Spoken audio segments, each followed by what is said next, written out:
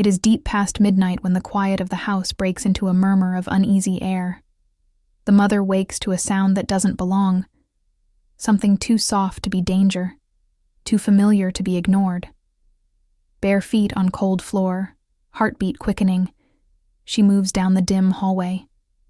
The smell of dust and sleep hangs thick, the faint hum of the ceiling fan pushing stale warmth through the dark. Every sound feels magnified. Her breath, the floorboard, the whisper of a door slightly ajar. The door she never opens at night, the one to her brother's guest room, is open just enough to let a strip of amber light bleed through. She pauses, uncertain whether to call out. Her voice feels caught somewhere between fear and disbelief. Then she pushes the door gently. The world stops. The lamp's weak glow shapes the impossible. Her teenage son in bed, skin against skin with her own brother. For a second, her brain cannot name what her eyes see. The air folds around her, thick, suffocating. There is the rustle of sheets, the quick jerk of limbs, the sudden gasp of guilt. Her brother stammers something, her name maybe, but it lands broken, meaningless. Her son looks up, his face half-shadowed, his eyes wide but not frightened, only defiant, unreadable. Time seems to slip. She steps back, clutching the doorframe, her fingers cold, her body weightless. She can taste metal in her mouth, the taste of shock. Her thoughts scatter, reaching for sense where there is none. The only sound is the ceiling fan, spinning lazily above a silence that feels like punishment. Her brother starts to speak again, a whisper she doesn't want to hear. The sheets rustle. Someone moves, but her ears are filled with her own heartbeat. The room feels too small to hold the shame crawling through it. The boy, her boy, doesn't cover himself. He just stares, jaw clenched, eyes burning through her. That stare becomes a mirror, showing her every moment she pretended not to see something, every secret she let slide to keep peace. When her voice finally comes, it isn't a word, but a sound. A raw, breaking cry that rips through the house.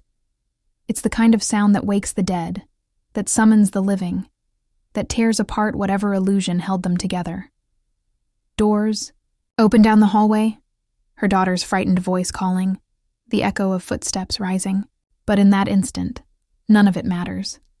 She stands frozen, her scream still vibrating in the air, and the two figures in the bed shrink beneath the weight of it. What she feels isn't anger yet. It's something heavier, slower, like the realization of a wound too deep to bleed right away. The room smells of betrayal, sweat, and something faintly sweet, like the memory of innocence long gone. And then, silence again. No one moves. No one speaks.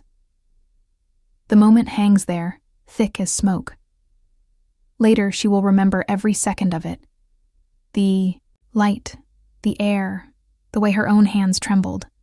But for now, only one thought forms clearly in her mind, sharp as glass. It wasn't the sound of betrayal that broke me.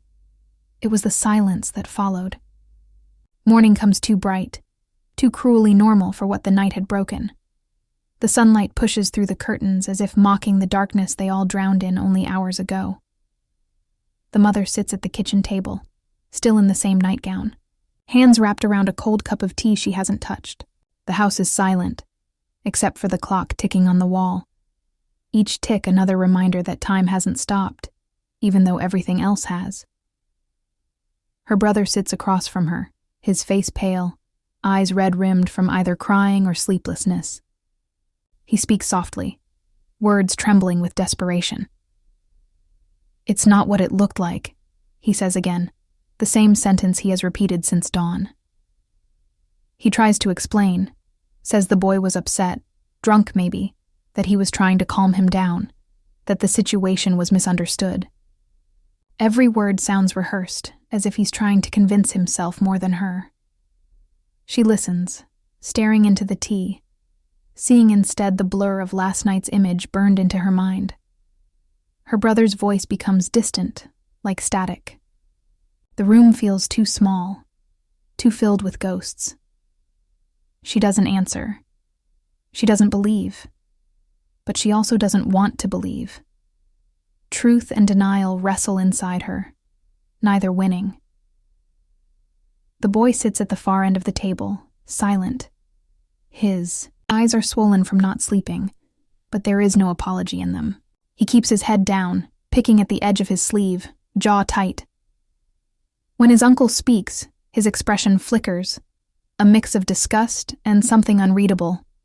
Rage, shame, defiance, all braided into one dangerous quiet. No one touches breakfast. The smell of toast turns bitter in the air. The daughter slips into the room, her presence hesitant. She's only a year younger than her brother, but today she looks like a stranger to her mother. Eyes wide with fear, mouth pressed tight. She doesn't ask what happened. She doesn't need to. She saw enough when the scream tore through the house. Her gaze moves between her mother and brother, then to her uncle, and the judgment there is sharp, almost adult. The mother feels it like a blade. She wants to explain, to say something that will make sense of it, but the words don't come. What can she say? That everything is fine? That families survive worse? The lie would taste like ash before it even left her mouth. Still, she finds herself whispering the only thing she can cling to. We'll handle this. We'll keep it within the family. Her brother nods quickly, grateful, relieved. The boy doesn't move. The daughter's chair scrapes back. She stands, eyes bright with tears she refuses to shed, and leaves the room. The sound of her door slamming upstairs feels like a verdict. The mother sits there long after everyone has scattered, staring at the uneaten food, the sunlight now harsh on her face. She tells herself it's for the best, that no one needs to know, that scandal would destroy them. But beneath that, deeper than her fear of gossip, is another fear entirely. That silence won't protect them. It will rot them from the inside. Her brother lingers by the doorway, voice low, pleading once more. Please don't tell anyone. It would ruin everything. She nods without looking at him. Her eyes find her son again, still sitting motionless. He finally lifts his head, meets her gaze, and in that stare she sees no remorse. Only something burning, dangerous, and broken. She realizes he will never forgive her for seeing what she saw, and maybe, deep down, she will never forgive him for making her see it. The morning stretches on, ordinary sounds returning one by one. The hum of the fridge, the chirp of a bird outside, the laughter of neighbors unaware. But inside this house everything is heavier. Words unsaid thicken the air. The mother stands finally, forces herself to clear the table, her hands trembling.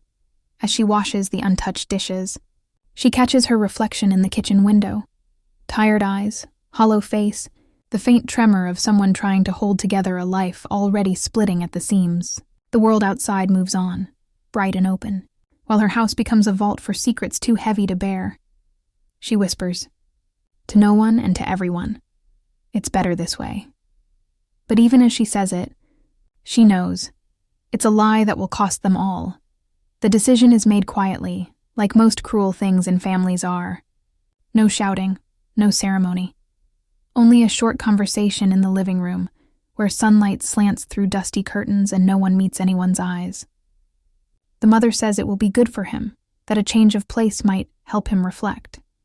Her voice is calm, too calm, as though she's reading from someone else's script. The son doesn't argue. He sits on the edge of the sofa, shoulders straight, jaw locked, a shadow of defiance flickering in his eyes. When she tells him he'll be staying with his aunt for a few weeks, he nods once, slow, like someone who has already stopped listening. There's no apology, no pleading, just a strange, heavy quiet. The daughter watches from the hallway, her face pale and unreadable. The brother, the uncle, has already left town for work. The mother doesn't know whether to be relieved or angry about that. All she knows is that the silence in the house since that night has turned thick and sour, like spoiled air. Every word spoken now feels borrowed, false, heavy with the weight of what they're not saying. The morning he leaves, she drives him to the bus station. The ride is silent. The world outside rolls by. Fields, old buildings, the same route she's taken 100 times. But it feels different, blurred, as if she's watching her own life through glass. She glances at him once. He's staring out the window, expression blank. Headphones in, but no music playing. When they reach the station, he takes his bag without a word. She wants to touch his arm, to say something that might make this less cruel. But there's nothing left that isn't a lie. "Take care of yourself," she says. He gives a faint nod, eyes still forward. As he disappears into the crowd, she feels something pull inside her chest. Not quite grief, not quite relief, something colder. She drives home with the radio off, the empty seat beside her a small accusing silence. At first, the house feels lighter without him.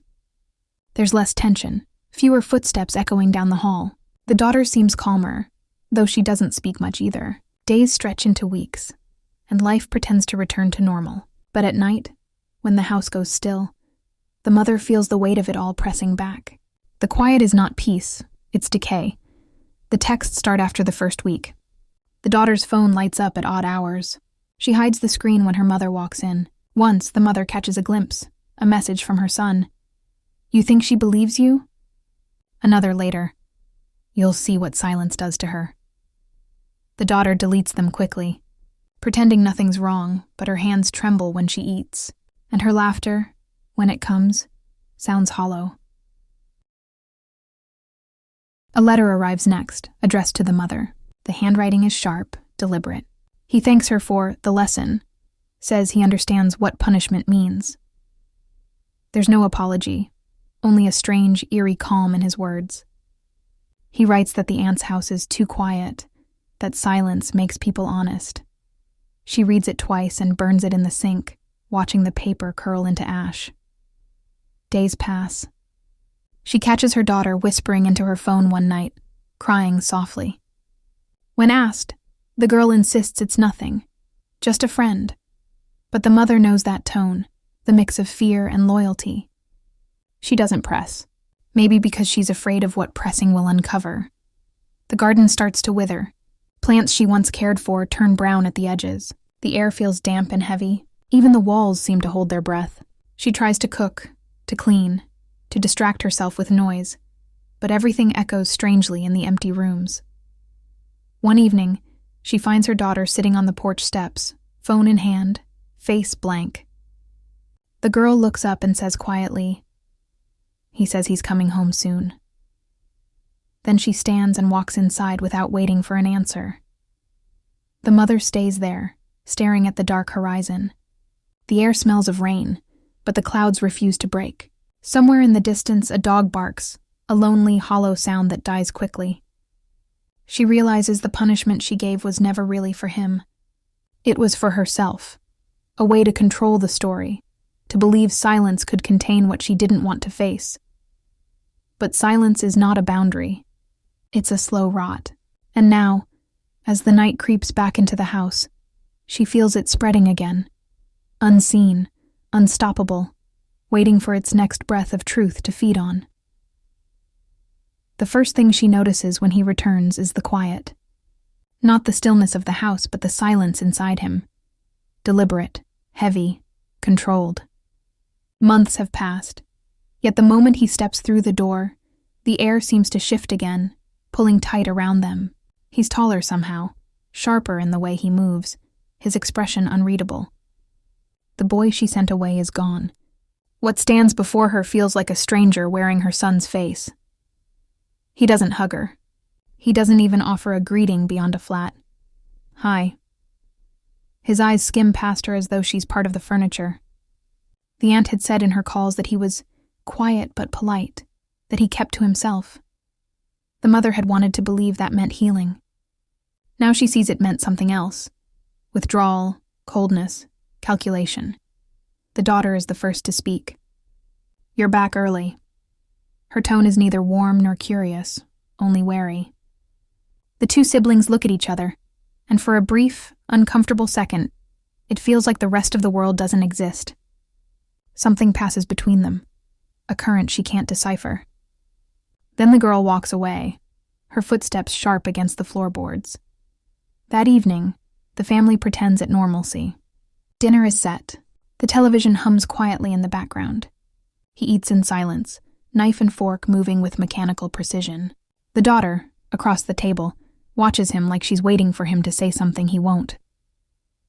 The mother tries to fill the void with small talk, about school, the weather, her job. But every word falls flat, as though sound itself refuses to stay in this house. Later, she finds the two of them in the living room, the glow of a phone lighting their faces. They stop talking when she enters. Her daughter smiles too quickly, says they were just catching up. Her son looks at her, expression mild, but eyes hard, and she feels a chill crawl down her spine. There's something rehearsed about that silence, something that feels less like distance and more like a secret being sharpened in the dark. In the following days, the daughter grows bolder. Her laughter returns, but it's tinged with something mocking. She talks often about their uncle now, how he's doing fine, how he didn't deserve what happened. Once, when her mother tells her to stop bringing him up, she answers coldly, "Someone has to, since you pretend he doesn't exist." The words sting, but more than that, they echo, the same defiance her son once carried. The mother begins to notice small things. Whispers that stop when she enters a room, doors closing softly at night. The two of them sitting too close on the couch, voices low. She tells herself it's nothing, just siblings trying to rebuild. But deep down she knows better. There's tension there, something twisted, unspoken. The daughter seems both drawn to and afraid of him, her emotions flickering between loyalty and fear. He, on the other hand, moves with a strange calm, always one step ahead, always watching. One night she overhears them in the kitchen. The daughter's voice trembles. "You said you wouldn't tell her." His reply is steady, too quiet to make out fully, something about promises and consequences. Then a soft laugh, not cruel but knowing. The mother steps back before they can see her, heart pounding, a dread she can't name pressing against her ribs. Days pass like that, long hours filled with the performance of normal life. The mother finds her daughter wearing their uncle's old watch, the one she thought she'd hidden away. The girl says she found it in a drawer, that it belongs to someone who isn't ashamed. The mother wants to slap her, to scream, but the fury dissolves into exhaustion before it can surface. The son begins helping around the house, polite, composed, obedient, but there's something unnatural in the ease of it. Every gesture feels like mimicry. When he speaks, it's with a softness that unsettles her. Once, while setting the table, he says casually, "It's strange how silence makes people change. Don't you think?" The tone is almost kind, but the meaning cuts deep. At night, she dreams of their faces blending, her children's and her brother's. All the same eyes, the same half-smile of secrets kept too long. She wakes to the sound of footsteps in the hall, a door closing softly, and wonders whose room it was. The next morning, she finds her daughter in the garden, barefoot, dirt smeared on her palms. The girl looks up, her eyes glassy and distant. "He said we're the same," she murmurs. When asked what she means, she only smiles and says, "You'll see." The mother stands there, unable to speak, watching the wind move through the dying plants. Something inside her knows the truth she's refused to name. Whatever she sent away has come back. Colder. Smarter and no longer hers. The house feels smaller now. The air thick again, as if the walls themselves are listening. Every silence between her children carries an echo she can't ignore. She can't tell anymore who's punishing whom, or which of them deserves it. It begins quietly, like everything in that house does. No screams, no crashes, only a shift in the air, a silence that feels alive. The mother doesn't know it that night. She goes to bed early, exhausted from pretending everything is normal, from walking around ghosts she can't name. The storm outside builds slowly, wind brushing the windows, thunder murmuring at a distance. Somewhere down the hallway, 2 doors close almost at the same time. Later she will try to remember what woke her. Maybe it was the wind, or the creak of the floorboards, or a voice too soft to be real. But she doesn't get up. She lies there in the dark, heart uneasy, waiting for the house to settle. It doesn't. The next morning the air feels off. Her daughter doesn't come down for breakfast. The son sits alone at the table, his plate untouched, the faintest trace of satisfaction resting on his face. When she asks where his sister is, he shrugs. Probably sleeping. His tone is calm, too calm. When the girl finally appears hours later, she looks pale, her eyes dull and swollen. She doesn't speak much, only mutters that she's not feeling well. The mother notices the way she avoids her brother's gaze, how her hands tremble when she pours tea. The son watches her from across the room. Not cruelly, not obviously, just with quiet control. The kind that comes from knowing someone's secret. At dinner, tension hums between them like a wire pulled too tight. The daughter flinches at small noises. When her mother asks about school, she says, "He told me not to go today." Then stops, realizing what she said. The son's fork pauses midair. Their eyes meet, her full of fear, his flat and cold. The mother tries to laugh it off, but her voice sounds wrong, like it belongs to someone else. That night, when the daughter doesn't come out of her room again, the mother knocks softly. No answer. She opens the door to find her sitting on the edge of the bed, staring at nothing. The room smells faintly of perfume and rain. "Did something happen?" she asks. The girl shakes her head. "It's fine," she whispers, but the words are brittle. A few days later, she overhears fragments of a conversation, her daughter on the phone, voice shaking. "He said it's my fault, that I betrayed him first." The mother stops in the hallway, frozen. Her pulse roars in her ears. The voice on the other end is too faint to hear, but the tone is pleading, desperate. When the daughter hangs up, she notices her mother standing there and goes still. "What did he say to you?" the mother asks. "Nothing." "Don't lie to me," the daughter's voice cracks. "You don't get to ask. You made this happen." The words strike deeper than any confession could. The mother wants to deny it, to insist she did what she had to do, but she can't. The girl's eyes hold too much truth. That night, she confronts her son. He's in his room reading, perfectly calm. "What did you say to her?" she demands. He looks up slowly, his expression unreadable. "You mean my sister?" "Yes, your sister." He closes the book, sets it aside. "She betrayed me," he says simply. "I told her things and she told you. That's not a reason to hurt her." He smiles faintly. "I didn't hurt her. I reminded her what loyalty means." There's no anger in his tone, no remorse, only a quiet conviction that chills her. He stands, steps closer, and she realizes how much taller he's grown, how much space he takes now. "You wanted me disciplined," he says softly. "You wanted me to learn what punishment means. I learned it. You taught me." She takes a step back, breath catching. His eyes, once familiar, are empty now. Not wild or violent, just hollow. The eyes of someone who's decided guilt is useless. "This is what you made," he says, not cruelly, just stating a fact. "You hid everything because you wanted control. Now you've lost it." When he leaves the room, the sound of his footsteps echoes too long. The mother sinks into a chair, shaking, the weight of his words pressing down like stone. Over the next few days, the daughter becomes a ghost in her own home. She avoids eye contact, flinches when her brother speaks, and stops eating at the table. The mother tries to talk to her, but the girl shuts down, saying only, "He won't stop until you do." The meaning of that sentence keeps her awake for nights. She realizes, slowly and painfully, that her silence, the thing she believed would protect them, has turned into a weapon. She built the walls that trapped them. She taught her son that secrets equal strength, that control equals safety. Now he's using her own lessons against her, against them all. One evening, as she passes his door, she hears him humming softly. an old lullaby she used to sing to him when he was small. The sound makes her chest ache.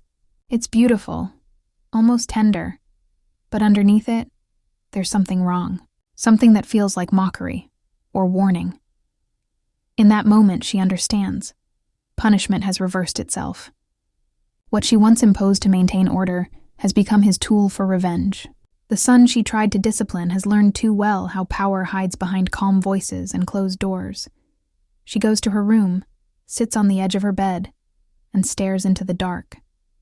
The storm has returned outside, rain tracing the windows in crooked lines. Somewhere down the hall, her daughter's muffled sobs fade into silence.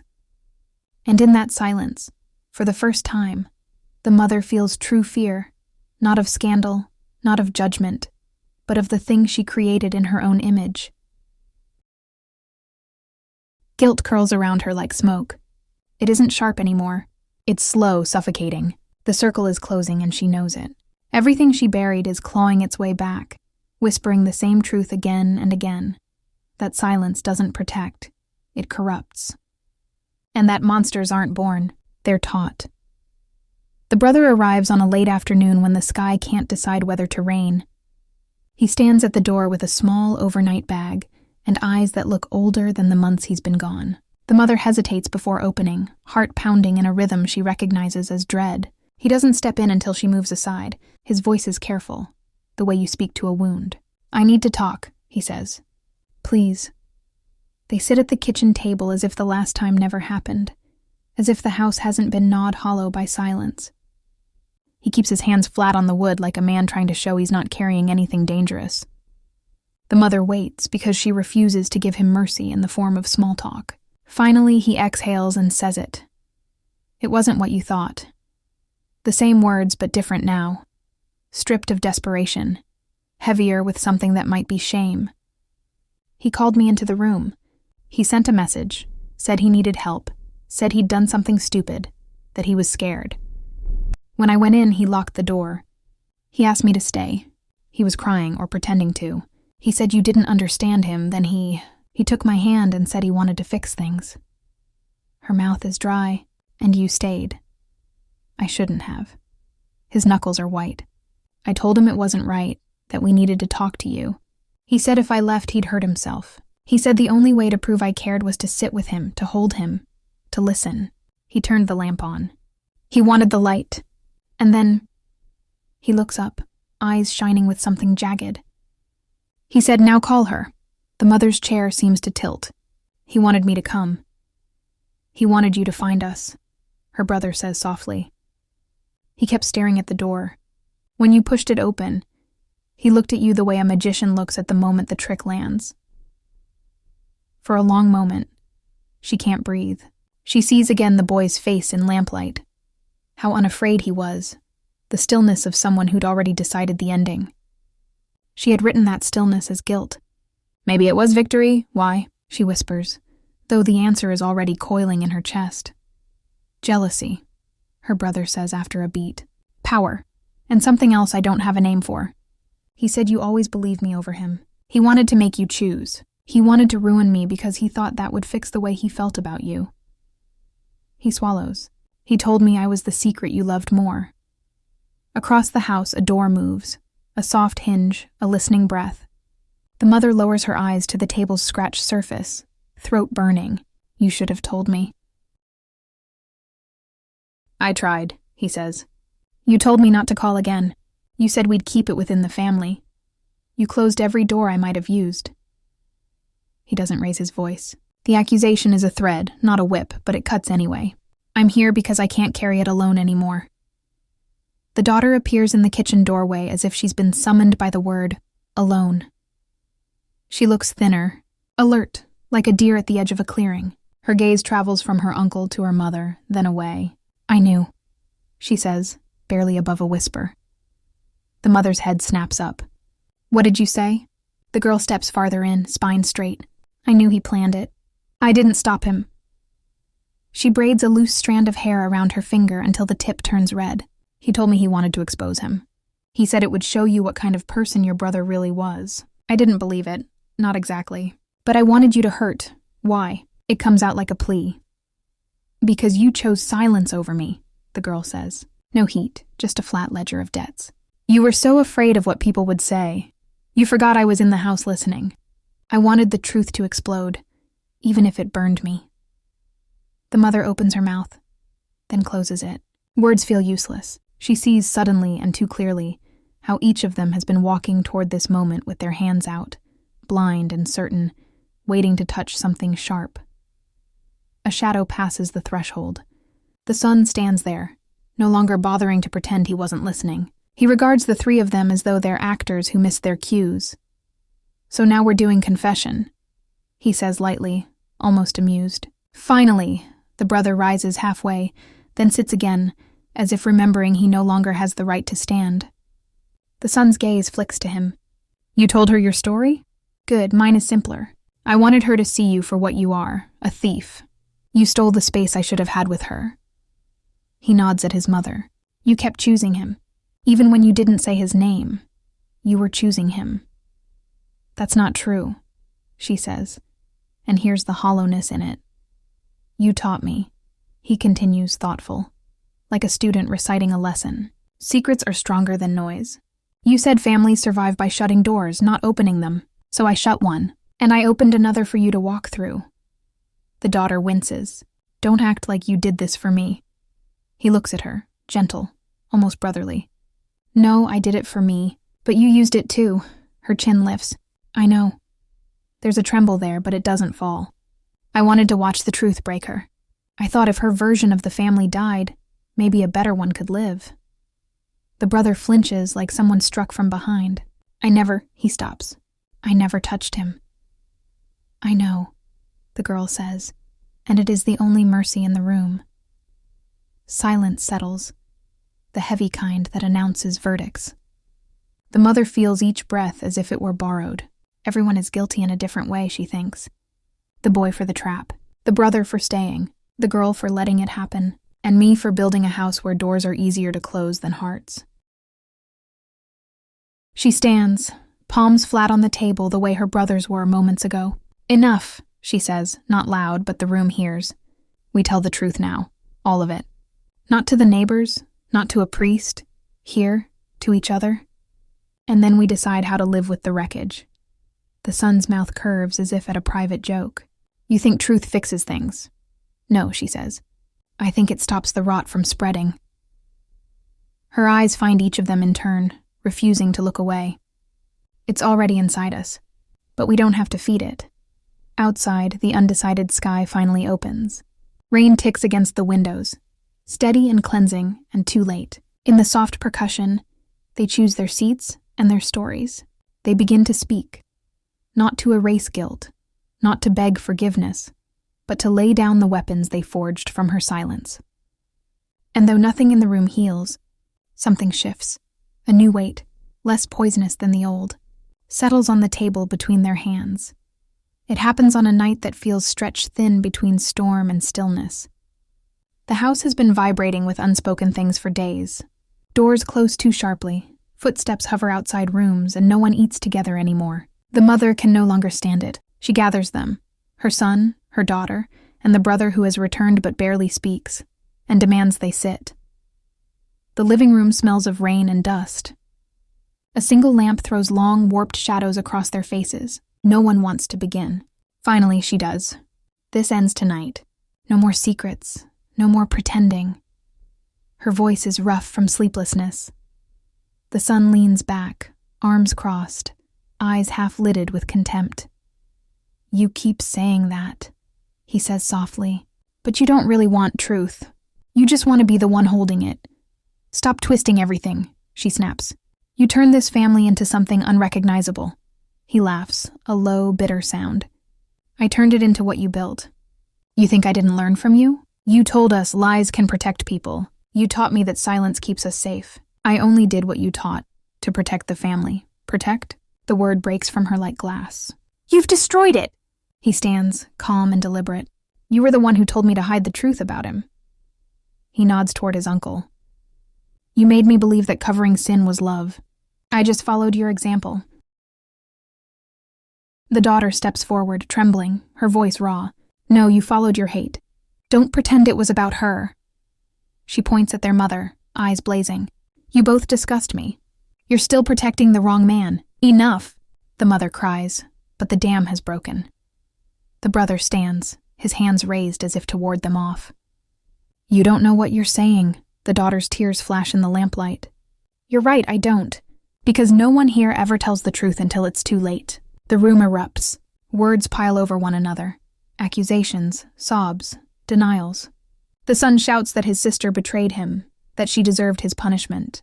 The daughter throws a glass. It shatters against the wall, a sharp punctuation to the chaos.